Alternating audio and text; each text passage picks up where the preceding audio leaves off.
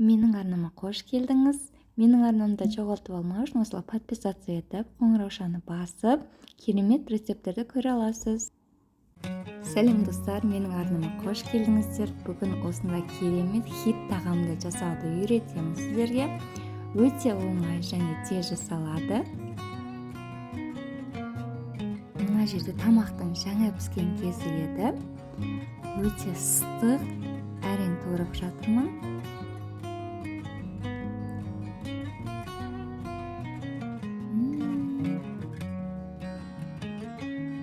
Қараңыздар, қандай әдемі. Міне, мына піскен кезіндегі дәміне қарай өзіңіздің қалауыңызша аз көп қоссаңыз болады. Немесе әсемдік үшін қоссаңыз болады. Міне, осындай болып пісті. Еті жұмсақ болып піседі. Осы тамақты әзірлеп бастаған кезде ең алдымен етімізді осылай 4-5 турап, кейін дәмдеуіштерін қосып 1-2 сағатқа тоңазытқышта қалдырсаңыз жақсы болады. Себебі еттің бәрі жаңағы дәмдеуіштің бәрі сіңіріп, жұмсарып жақсы күйге енеді. Қосу керек дәмдеуіштердің барлығын описанияға жазып қоямын.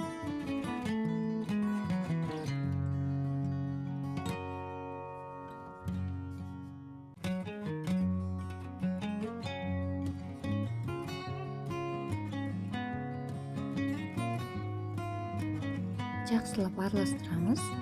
Кейін полиэтилен пакетімен жауып, тоңазытқышта 2 сағатқа қалдырсаңыз болады. Бөртіңге қойсаңыз тіптен жақсы. Енді кезекте қамыр илейміз. Ол үшін бізге жылы су, тұз салдым. Жақсылап араластырамыз. Қамырдың ортасын ашып, суды құямыз.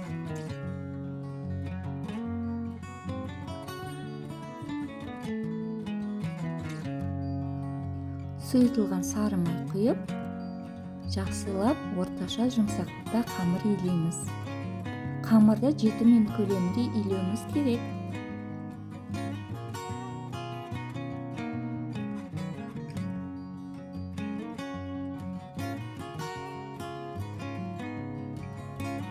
Міне, қамырымызды полиэтилен пакетіне салып, 20 минутқа қойып қойыңыз. Тындырып, бетін орамалмен жабуды ұмытпаңыз. Енді кезекте салмасын дайындаймыз. Маған баялды нағаннан кейін мен баялды қосып жатырмын. Сіздер өздеріңіз қалауыңызша қоссаңыздар болады. Кейбір адамдар фасоль қосып жатады. Немесе тауықтың етінен, қойдың етінен жасасаңыздар, тіпті керемет болады және тез піседі. Барлығын дәл видеодағыдай турап аласыздар. Ал мен сәбізді осылай үпкіштен өткізіп алдым.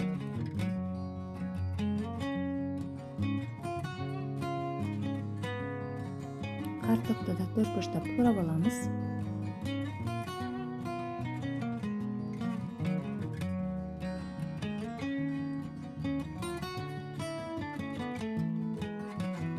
Салмасының барлығын біріктіреміз.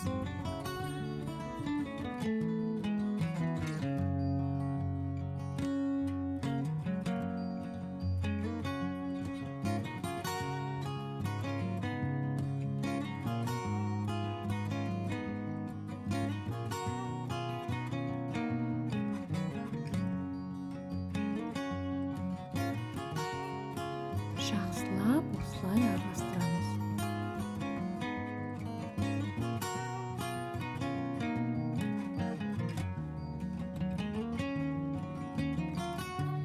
Салмасы дайын. Енді кезекте қамырын жұмыс істейміз.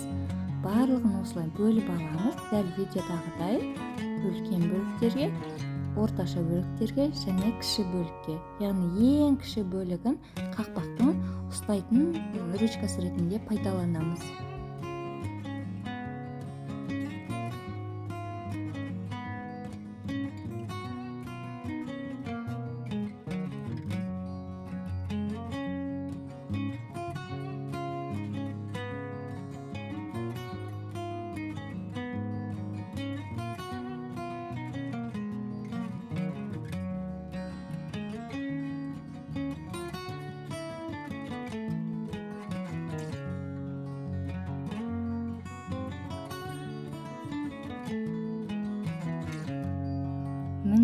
біздің қамырымыз дайын.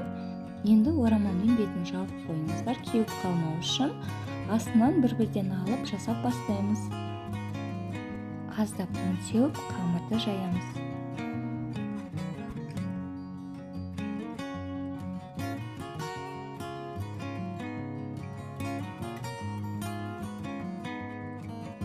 Қамырдан қарастырып кесенің ішіне салып аламыз. Кейін салмасын саламыз.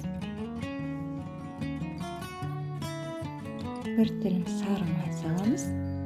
Кейін қақпағын жасаймыз. Дәл солай жайып аламыз да, орташа қалыңдықта міне осылай біріктіреміз. Шет-шетін өзіңіз қалауыңыз бойынша өрсеңіз, сәндесеңіз болады.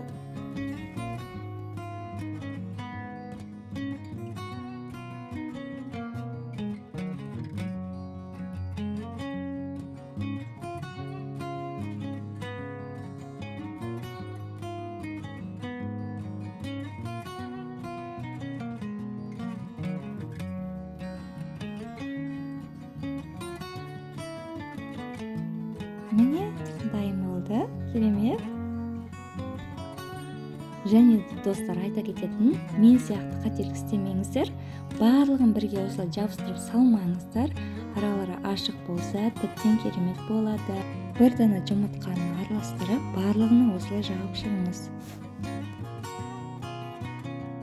Қалауыңызша күнжіт сепсеңіз де болады. Келесі кезекте қызып тұрған духовкаға 190 градуста 45 минут немесе 1 сағат пісіресіз. Себебі әркімнің духовкасы әртүрлі. Міне достар, біздің хит тағамымыз осылай қызарып пісуі керек. Міне керемет тағам дайын болды. Видеоны аямайдан қарағаныңыз үшін рахмет. Ас болсын.